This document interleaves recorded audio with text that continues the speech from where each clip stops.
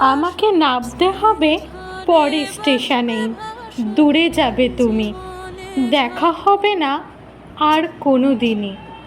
তাই যে প্রশ্নটার জবাব এত কাল থেমে আছে, শুনবো তোমার মুখে, সত্য করে বলবে তো? আমি বললাম, বলবো। বাইরের আকাশের দিকে তাকিয়ে শুধলো, আমাদের গেছে যেদিন, একেবারেই কি গেছে?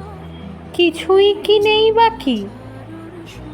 একটুকু রইলেম চুপ করে, তারপরে বললেম, রাতের সব তারাই আছে দিনের আলোর গভীরে।